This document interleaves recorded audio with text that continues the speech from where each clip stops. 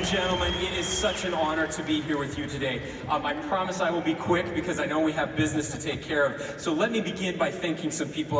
I need to thank personally Derek and Emily Brown, my dear friends, incredible people that I love dearly. Derek has been a mentor and a friend for so many years. I'm so grateful for their sacrifice and service. I want to thank our congressional delegation for taking the fight to Washington, D.C.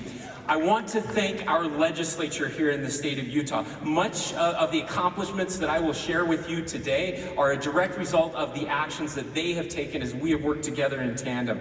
I want to thank Lieutenant Governor Henderson for being an incredible leader and a fierce partner. We're so lucky to have her in this space.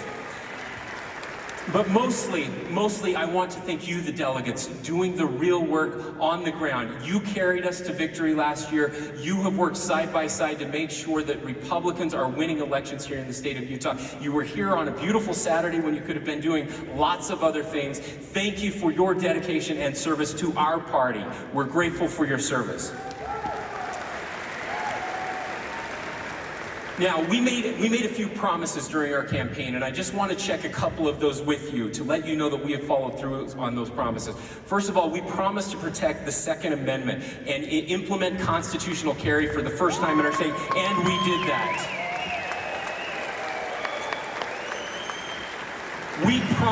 We promised to cut taxes, and we did that. $100 million to seniors, veterans, and families. We cut those taxes.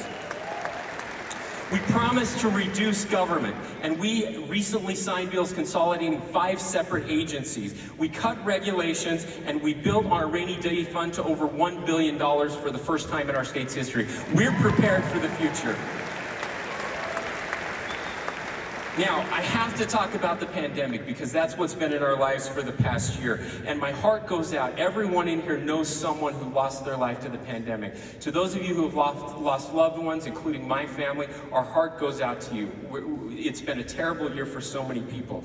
But I want to point out a couple things that I think are important. We've now delivered over 200 million doses of vaccines. Thanks to Operation Warp Speed, we are getting back to normal. Operation Warp Speed, President Trump and their administration getting the Operation Warp Speed done was a miracle, and it's here, and it's getting us back to normal. We also have the best economy in the nation, according to U.S. News and World Report 2 weeks ago.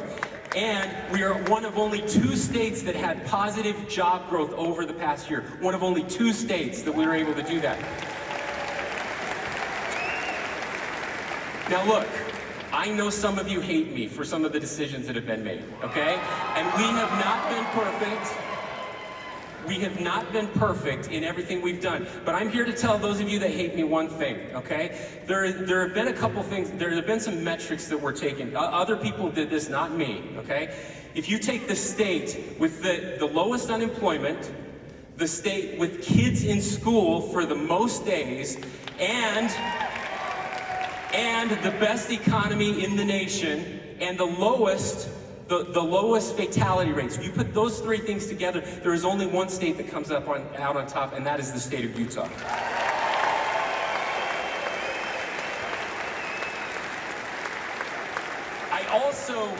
I also want to point out that some of you that hate me actually haven't been paying attention. There's a few things you've missed out on that I would like to share. Let me share those with you right now.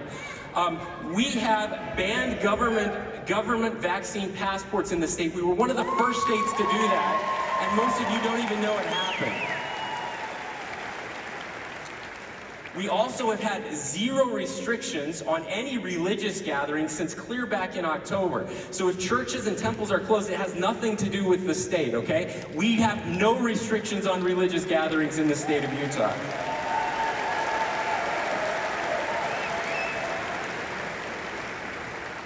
As of next Friday, the very few restrictions we have left will all be gone with one exception, and I'm here to tell you right now that at the end of the school year, there will be no more masks, and there will be no more masks next fall. That is done.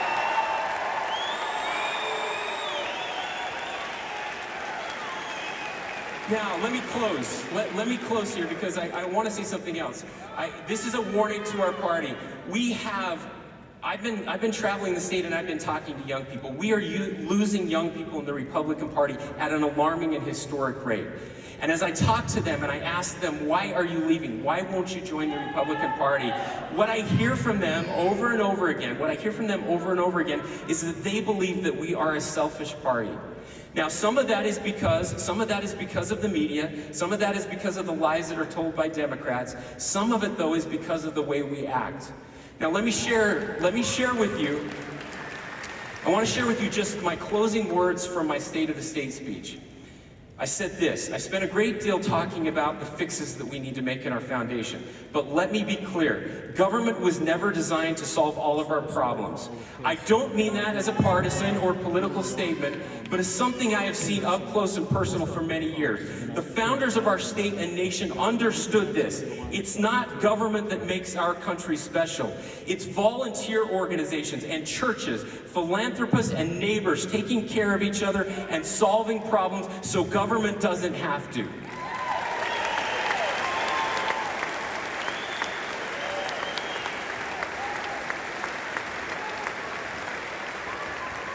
In short, if we want smaller government, we need bigger people. Instead of protesting at a healthcare leader's personal residence, consider taking some time to volunteer at the local food bank. Instead of posting on Facebook, walk across the street and check on your neighbor. Instead of listening to another talking or screaming head on cable news that is destroying our society, try listening to a new friend who looks or thinks a little different than you. We can lead the nation. We can bring young people into our party. We have to remind them that we are not a selfish party.